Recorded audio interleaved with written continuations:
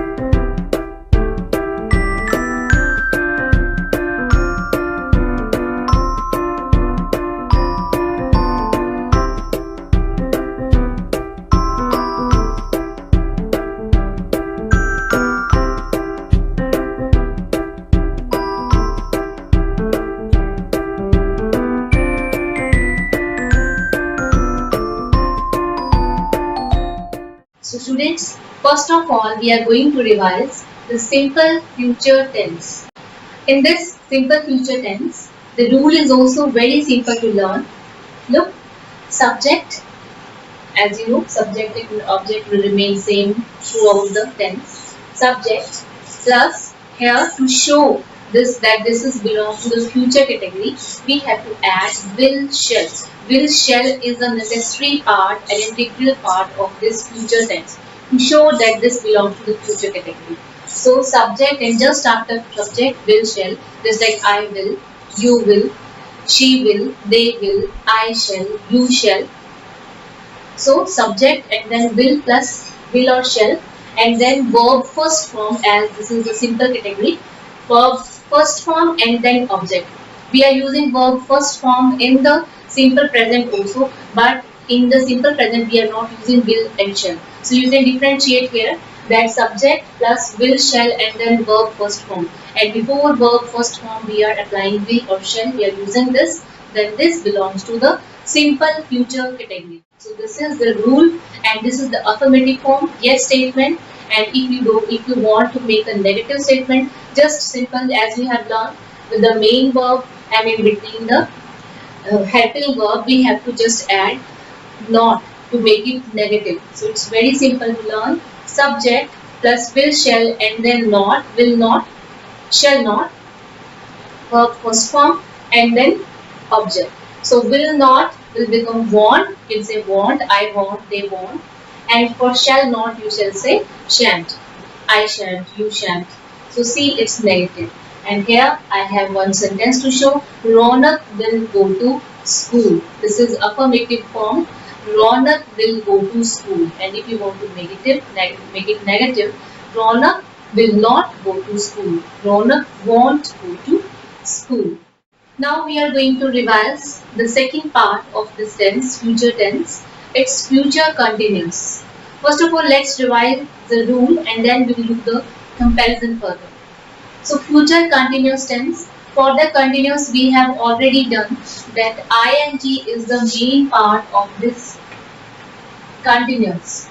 To show the continuity of a thing, of a verb, of an action, we have to use ing. So this is an integral part of this continuous, for future continuous, for the past continuous, and for as well as for the present continuous. So the rule we have here, it's say 70% is the same with present continuous and with the past continuous, and just like 10 or 20% is just different. Subject and object will remain same. Verb first form plus ing is also same like others, but the difference we have here, will and shall, I have told you, is an integral part to make it, to give it a future form, future sense. And so this subject plus will shall, and we have to add up here one more thing, be, will be and shall be. Just memorize it very well. How? Subject and there you know we have to add up will and shall, and for the continuous you know very well, with verb first form I have to add up ing, and then at last object. So one thing just you have to remember, it's be. Just you have to add here be, will be, shall be. Other things automatically will come to your mind. Subject, will be, shall be, verb first form, and then ing and object. See, it's really very simple. You can make your own sentence here. Just by looking at here. Just like she will be waiting for you. So she is subject, and with this I have used will. She will be, they will be, I will be, you will be. So she will be, and then any action word you can take here, wait, waiting, dance, dancing, move, moving, write, writing. She will be waiting for you is our object. So this is affirmative yes statement, and if you make it negative, if you want to make negative, then just add not with this. She will not be waiting for you, or you can say she won't be waiting for you. Subject plus will not, shall not. Here I have written contraction. Will not, won't, shall not, shan't be waiting for you. The first form ing and object. It's very simple to do. If you have learned now the present category and then the past one, then future is just like a cakewalk for you to learn about the future tense. It's really very simple to do. Now it's time to revise the future perfect category. And the rule is, as you know very well, is just like saying the others. Just we have to do a little bit, a slight changes here. So what is future perfect? It is used to indicate the completion of an action in a future by a certain point of time. So in future, if you want to express that at that point of time this action or this work would be finished, so this is used to denote that moment, that action.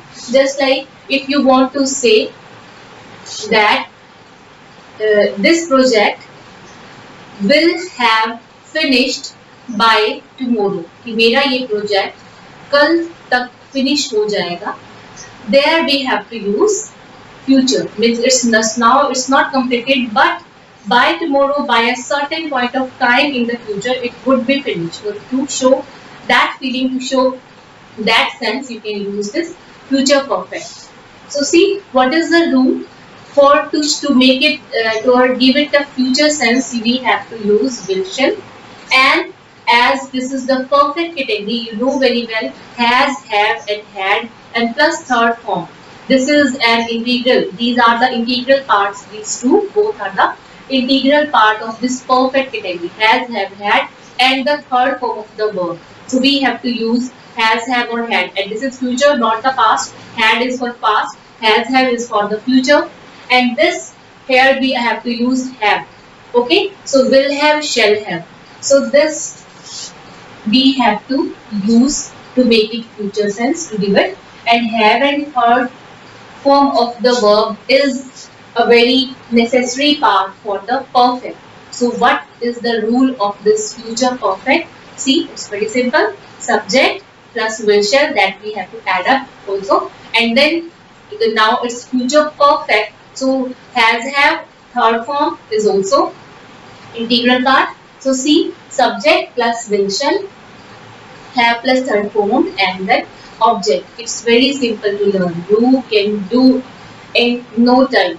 And this is affirmative, this is yes statement, and if you will add here not, then this will negative.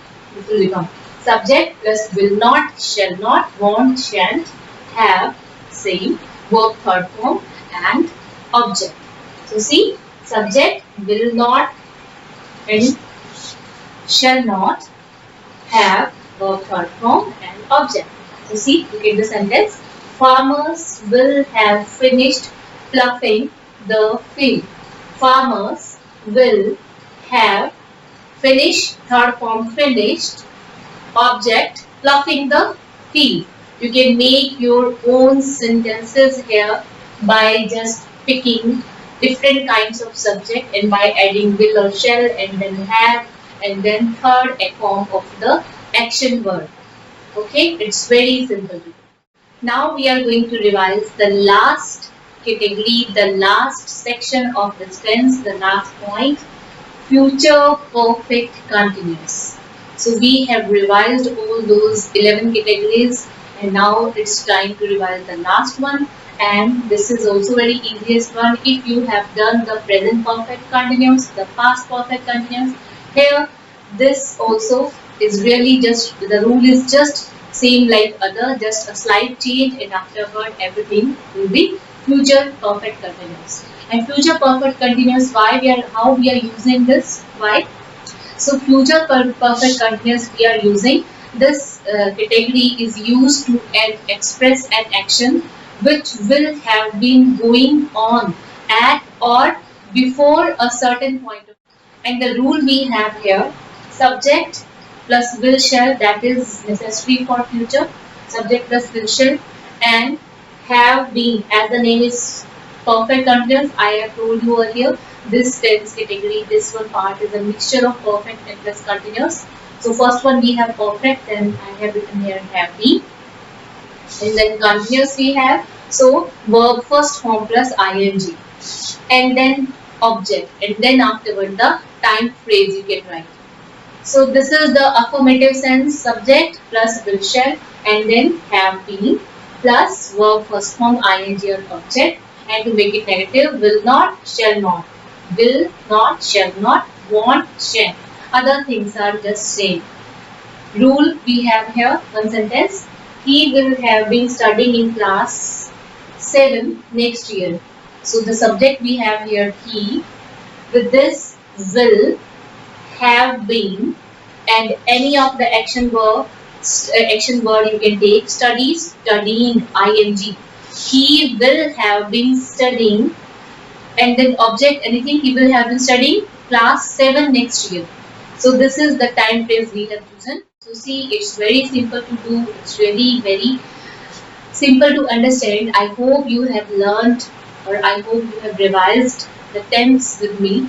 So students, write down all these rules related to the tense. Make your own rule chart, and so that you can time, or you can revise all the rules at the time of requirement. And afterward, you have to make 10 sentences of related to each category, as we have 12 different categories. 4 are related to present and 4 are related to past, and then 4 are related to future. So student, revise all the rules, complete your copies, and try to learn as many, try to make as many sentences as you can. Take care of yourself. Thank you.